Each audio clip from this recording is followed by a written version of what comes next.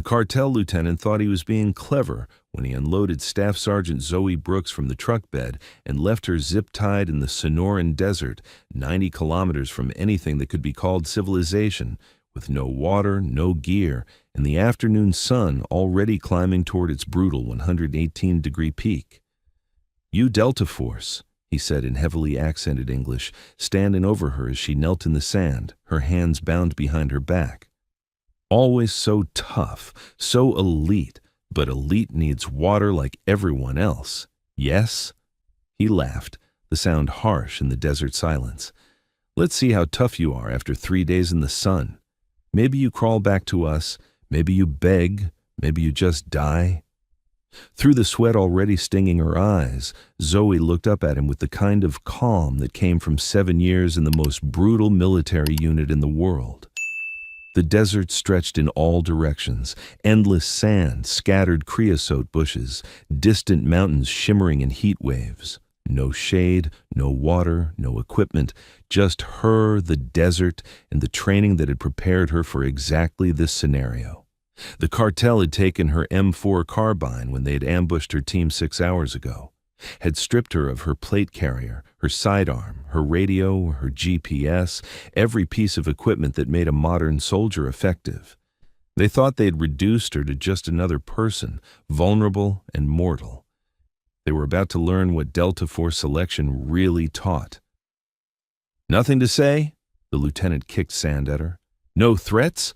No brave words about American military coming to rescue you?" Zoe remained silent, her tactical mind already working.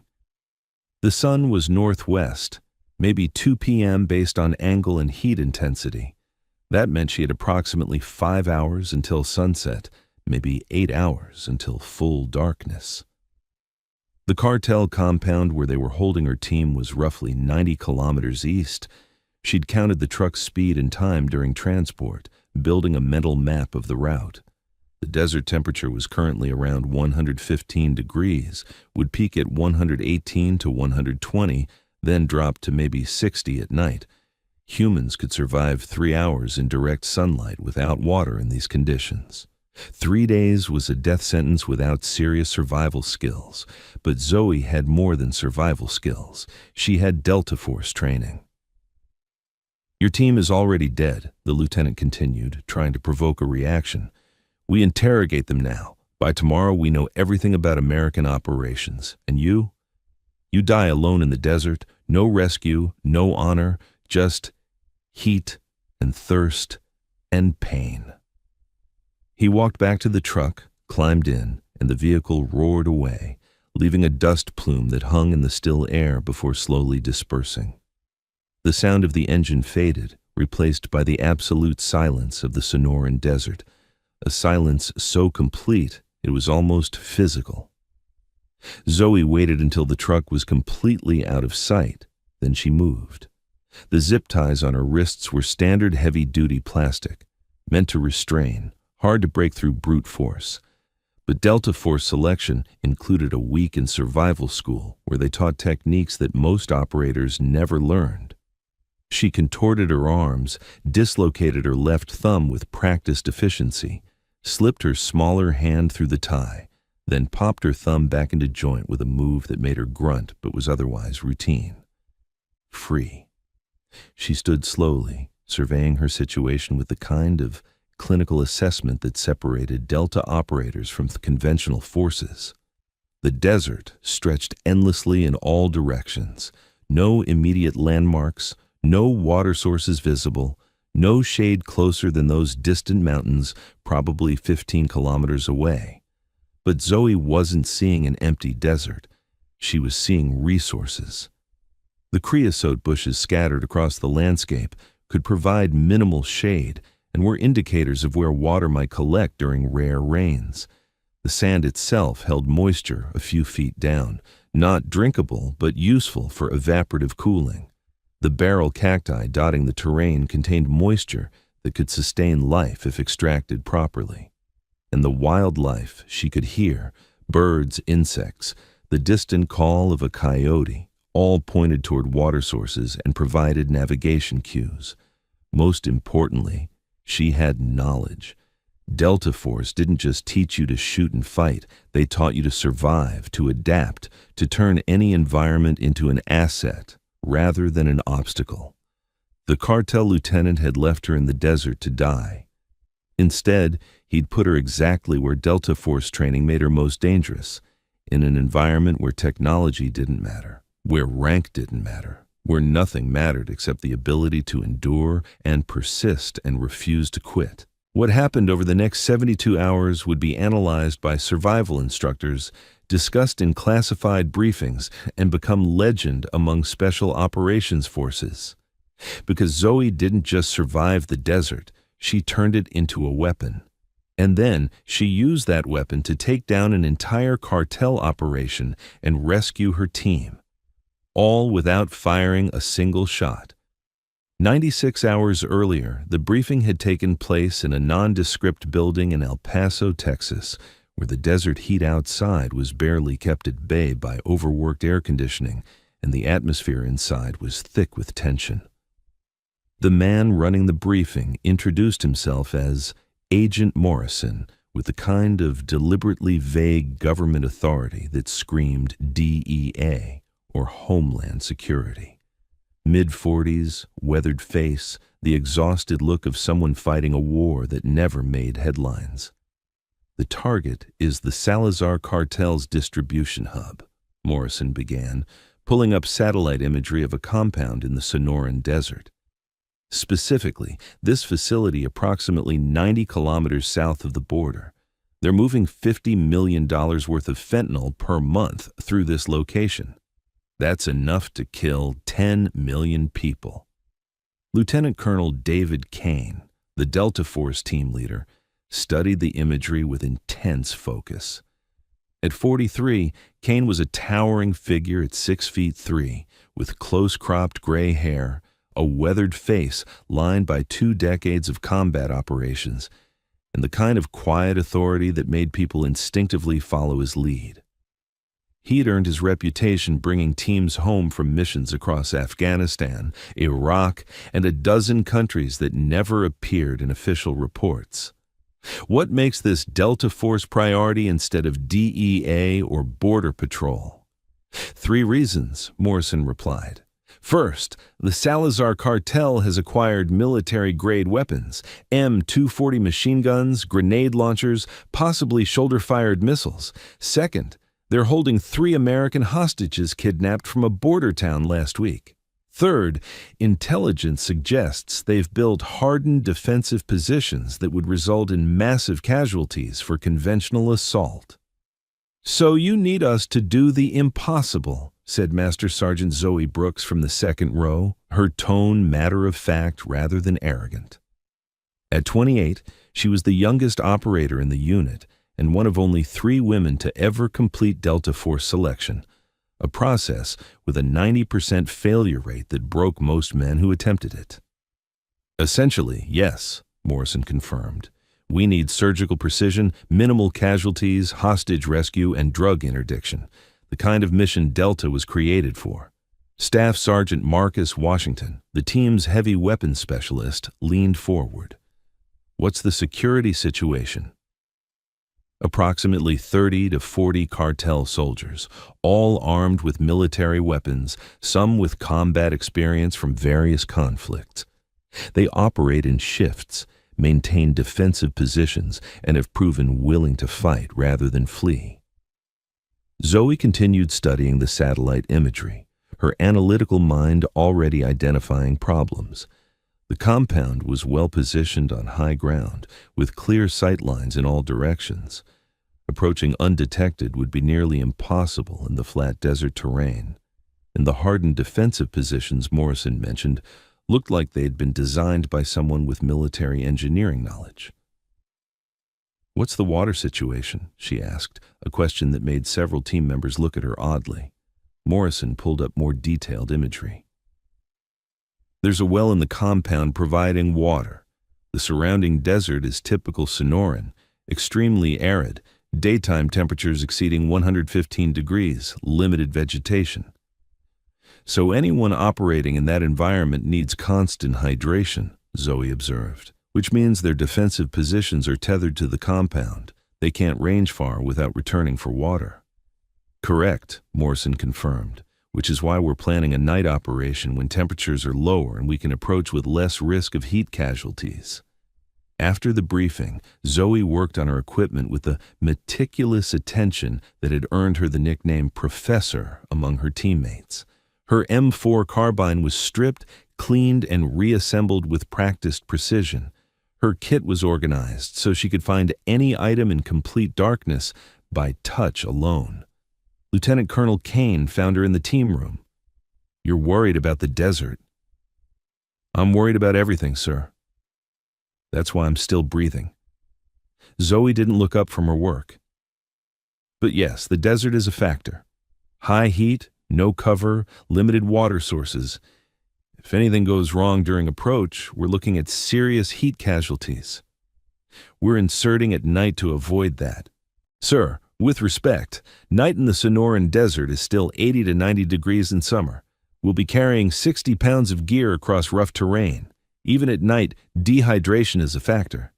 Kane was quiet for a moment, his deep voice measured when he spoke. "You grew up in Arizona, didn't you?" "Yes, sir. Phoenix. Spent a lot of time in the Sonoran desert, learned to respect it early." Zoe finally looked up from her carbine. "The desert isn't just terrain, sir. It's an active threat. It kills people who underestimate it, and it kills faster than bullets if you're not prepared." "Which is why you're on this team," Kane replied, his expression showing the confidence of a commander who trusted his people's expertise. "Your survival skills are why you passed selection when 90% of candidates fail. Trust them, and if things go sideways, use them." The insertion happened at 0200 hours, 8 operators landing via helicopter 15 kilometers from the target compound, then moving on foot through the desert night.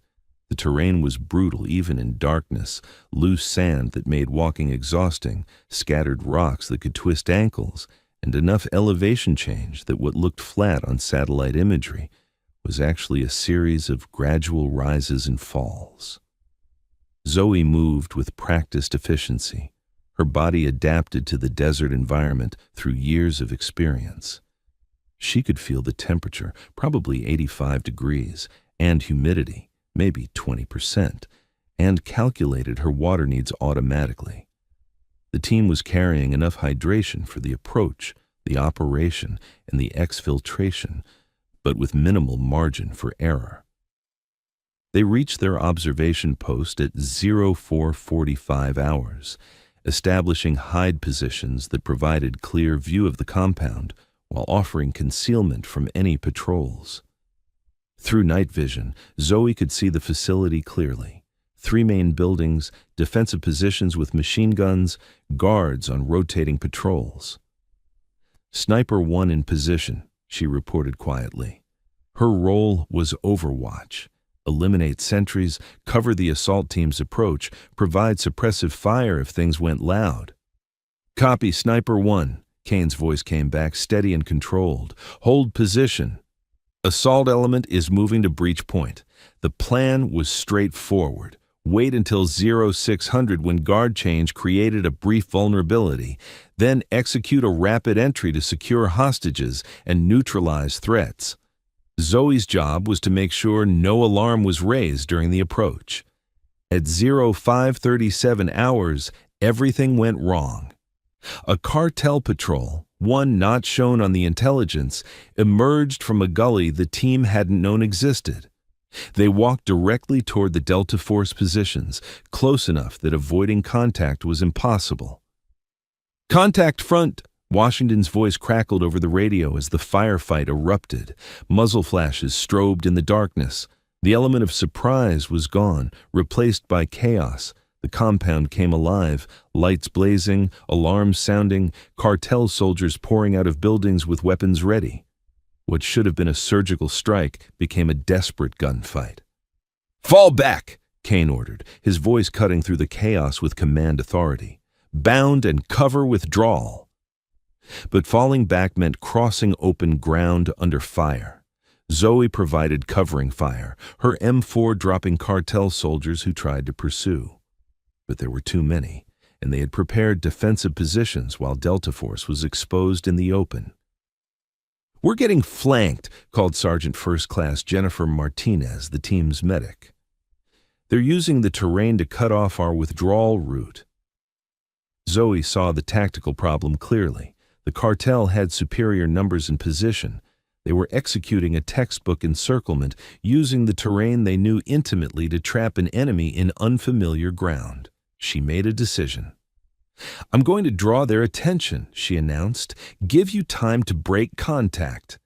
"Negative!" Kane's voice was sharp with command authority. "We don't split the team." "Sir, they're about to overrun our position. Either I draw fire or we all get captured." Zoe was already moving, firing as she displaced to the north, away from her team's withdrawal route. "I'll evade and link up at Rally Point Charlie in 12 hours. "Zoe, that's 90 kilometers through hostile territory in daytime desert heat."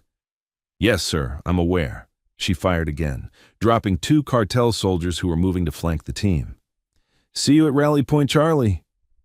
"Don't be late." She broke away from the team, running through the desert night while firing controlled bursts that forced the cartel forces to orient on her position. Behind her she heard Kane's voice. "All elements withdraw. Zoe's bought us time, don't waste it."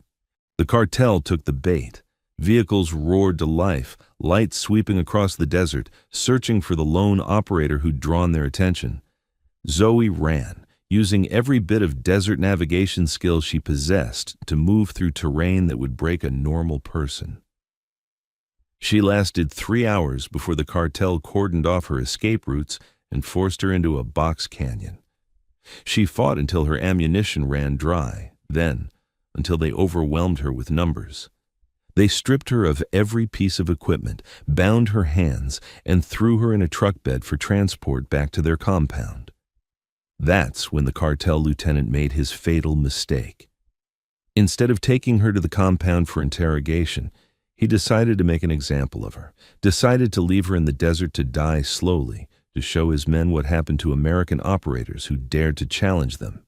He dumped her 90 kilometers from the compound with no water, no equipment, no hope of survival, and unknowingly created the exact scenario where Delta Force training made her most dangerous.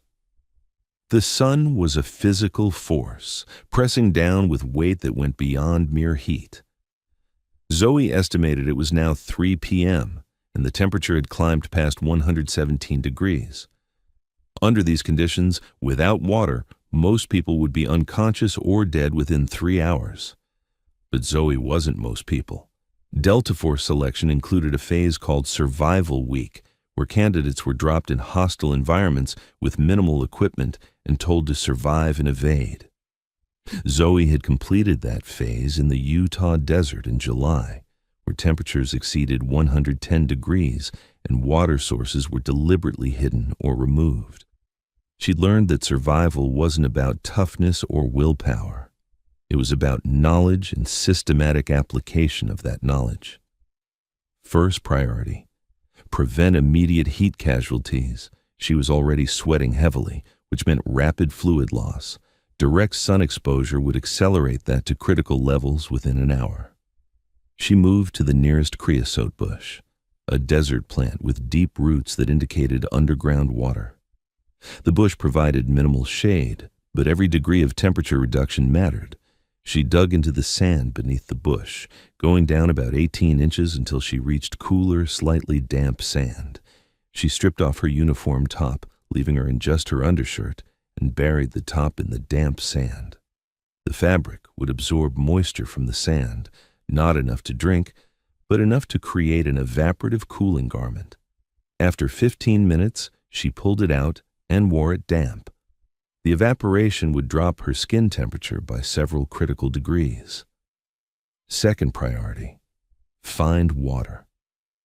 She had maybe 24 hours before dehydration became life-threatening, 48 before it became fatal. But Delta Force training had taught her that the desert was never as empty as it appeared. Zoe began moving in a search pattern, looking for specific indicators. Desert wildlife always revealed water sources. She watched bird flight patterns. Birds flew toward water in morning and evening. She looked for insect activity. Bees and wasps needed water daily. She examined animal tracks. Fresh tracks often led to water sources. After an hour of careful observation, she spotted what she needed: a game trail, faint but clear to someone trained to look for it. Multiple species had used this trail recently: jackrabbits, coyotes, possibly bighorn sheep based on the track size.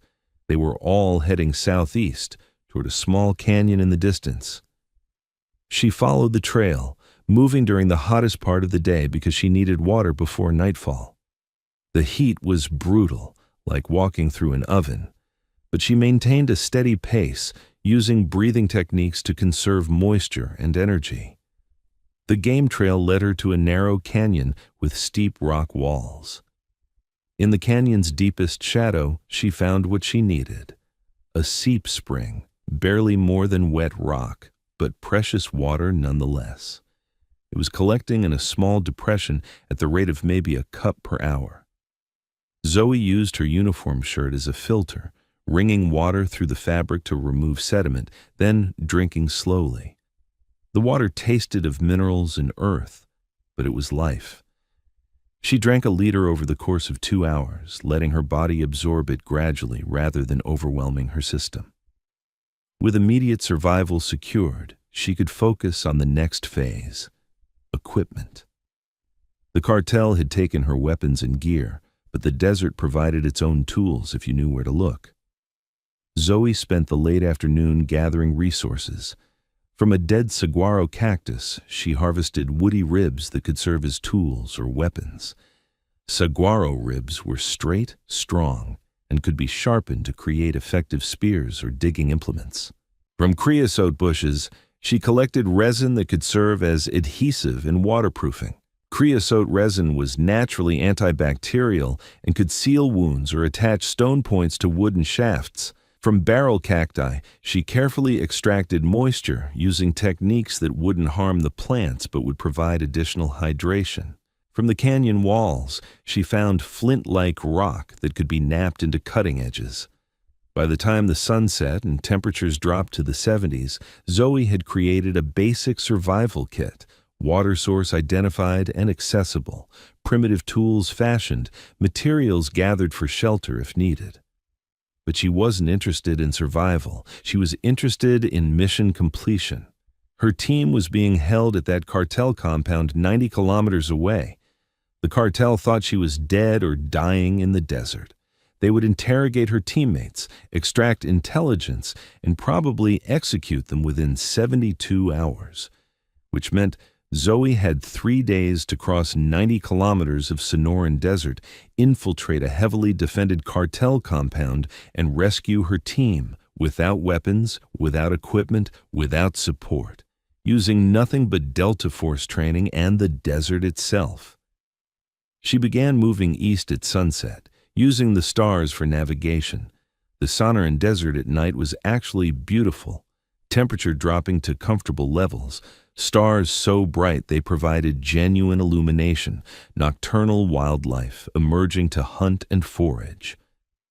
Zoe moved with purpose, covering approximately 5 kilometers per hour across terrain that would slow most people to half that pace. She navigated by stars: Polaris for north, the Summer Triangle for orientation, the Milky Way for reference. She moved from shadow to shadow, using night vision that came from letting her eyes fully adapt to darkness rather than from electronic goggles. She covered 40 kilometers the first night, stopping only when the eastern sky began to lighten. By her estimation, she was now 50 kilometers from the compound, halfway there. She found shelter in a small cave formed by overhanging rocks, dug into cooler sand beneath, and slept in short bursts during the heat of the day. Her body was adapting to desert rhythms, active at night when temperatures allowed efficient movement, dormant during day when conservation was critical. By the second night, she was 30 kilometers from the compound. She could see its lights on the horizon, a beacon drawing her forward. She began observing from a distance, using elevation and darkness to remain undetected. The compound's security was focused outward, expecting threats from roads and approaches. They weren't watching the deep desert to the west. Why would they? Nothing could approach from that direction without vehicles, and vehicles were easy to spot. They weren't expecting someone who'd crossed 60 kilometers on foot through conditions that should have killed her. On the third night, 72 hours after being left for dead, Zoe moved on the compound. She had no weapons except primitive tools fashioned from desert materials, no communications, no backup, no support. What she had was knowledge, training, and an intimate understanding of both the desert and human psychology.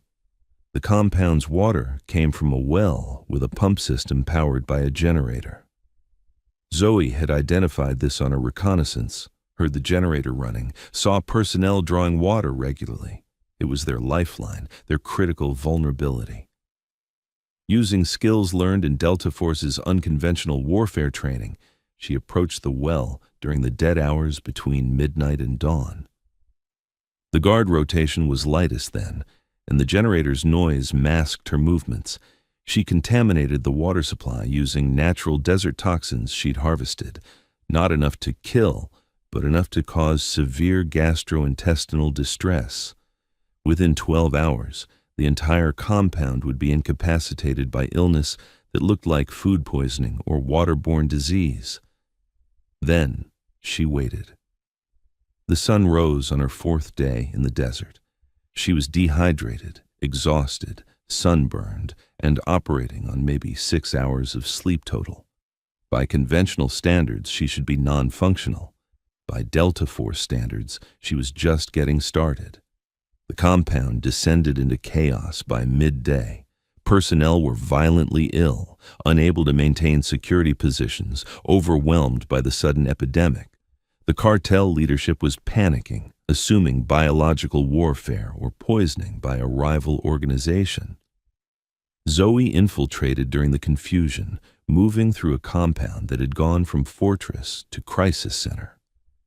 She navigated by memory and observation, avoiding the few personnel still functional, heading toward the building where logic and intelligence suggested hostages would be held. She found her team in a secured room in the main building.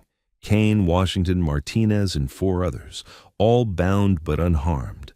They looked up in shock when she appeared in the doorway, her uniform torn and sun-bleached, her face burned dark, carrying nothing but primitive weapons fashioned from desert materials. "Zoe?" Kane's voice was disbelieving, his normally controlled expression showing genuine shock. "How are you alive?" "Delta Force training, sir," she replied, using a sharpened stone tool to cut their zip ties. "Turns out the desert is pretty useful once you understand it." "The entire compound is sick," Washington observed. "What did you do?" "Contaminated their water supply with natural toxins. They'll be incapacitated for 24 hours, then recover fully. No permanent harm, but definitely not combat effective." "You took down an entire cartel compound by poisoning their water?" Martinez sounded amazed. "Using what?" "Desert plants, knowledge, and the fact that they depend on that well. Zoe helped the last teammate free. Now we need to move before they recover. There are vehicles in the motor pool. We take one and drive north to the border." "You're insane," Washington said, but he was smiling. "Completely insane. I love it. The escape was anticlimactic. They simply walked through a compound too ill to mount resistance, took a truck, and drove north across the desert. By the time cartel reinforcements arrived, the Delta Force team was across the border and en route to debriefing." The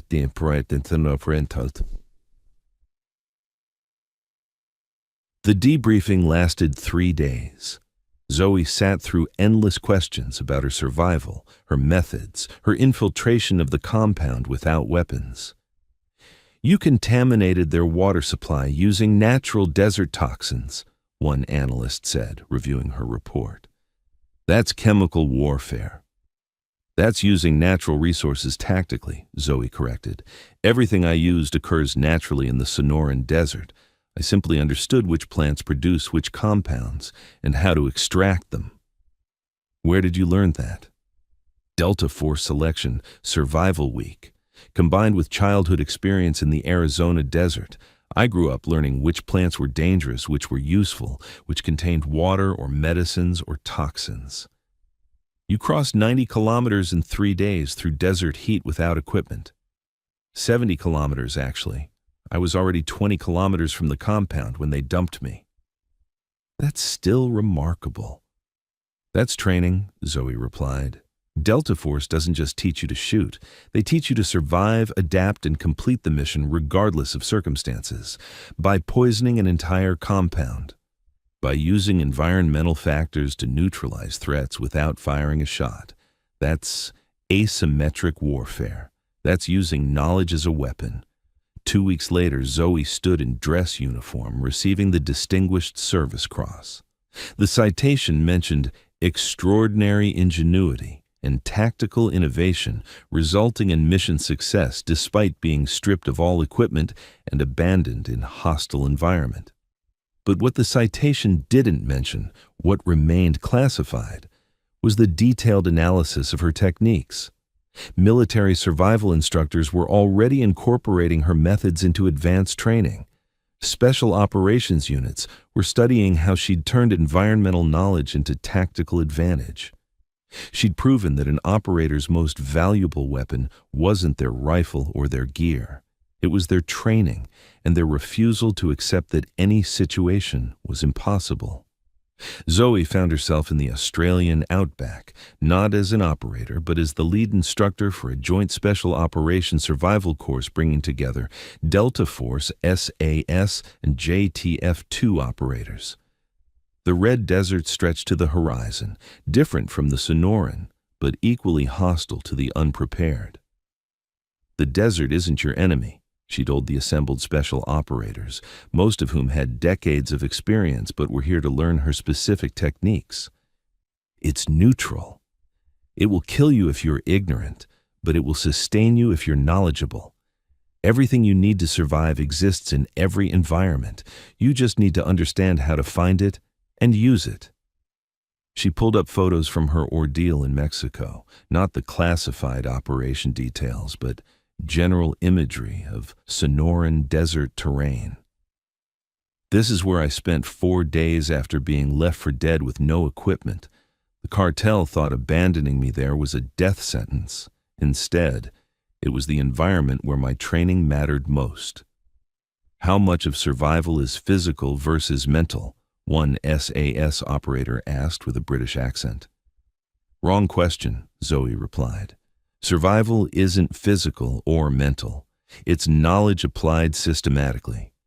Your mind identifies resources, your training provides techniques to exploit those resources, and your body executes the plan. They work together, not separately. She walked them through her methods, finding water through wildlife observation, creating evaporative cooling garments, fashioning tools from natural materials, extracting compounds from plants for tactical use. The key principle is this, she concluded. Never accept that your situation is hopeless. Every environment contains resources. Every problem has solutions. Your job as special operations personnel is to identify those resources and solutions faster than your enemy can exploit their advantages. After the class, Lieutenant Colonel Kane found her. He had been given command of an entire squadron after the successful Mexico operation, and Zoe had been offered positions throughout special operations community to share her experience. You've changed how we teach survival, Kane said, his tall frame casting a long shadow in the Australian sun. Not just Delta, but across all special operations. The Australians, the Brits, the Canadians, everyone wants to learn your methods. Because they're learning that survival isn't about toughness, Zoe replied. It's about knowledge. Once you remove the mystique and teach systematic techniques, it becomes achievable. The cartel lieutenant who dumped you in the desert, Kane said carefully, his deep voice measured. "We got him in a follow-up operation. He couldn't believe you'd survived, kept saying it was impossible." "It was improbable," Zoe corrected. "But Delta Force trains for improbable scenarios. That's the whole point of selection, to find operators who can succeed when everything goes wrong." "He asked how you did it, said he needed to understand." "What did you tell him?" "I told him you did it the same way you do everything, with training, knowledge, and the absolute refusal to quit." Kane paused. "He said that's not human, that's superhuman." "It's not superhuman," Zoe said. "It's just what happens when you combine good training with someone stubborn enough to apply it. The desert didn't make me special. It just revealed what Delta Force selection had already built." She looked out at the training grounds, where operators from 3 nations were struggling through survival exercises, learning to see resources where they'd previously seen only hostile terrain. "Most candidates fail Delta selection," Kane observed. 90% quit before completing the course. "Because they're waiting to be transformed into superhumans," Zoe replied. "But Delta Force doesn't create superhumans. It creates operators who understand that success is about knowledge, preparation, and the systematic application of skills. Once candidates understand that, selection becomes achievable instead of mythical." "Is that what you tell them?" "Every chance I get, because the cartel lieutenant was wrong. What I did in the desert wasn't superhuman. It was thoroughly human, just trained to a level most people don't realize is possible." 3 months later, Zoe deployed again, this time to the Kalahari Desert in southern Africa, on a mission that would remain classified for decades. The terrain was brutal, the mission parameters were nearly impossible, and conventional wisdom said the operation couldn't succeed. She walked into that desert with her training, her knowledge, and the absolute certainty that the environment would provide everything she needed to complete the mission. Because that's what Delta Force really teaches, not that you're superhuman, but that with proper training and refusal to quit, the impossible becomes merely difficult. And difficult is just another word for the mission. Thanks for watching. If you like this video, you can subscribe to see more incredible stories like this one.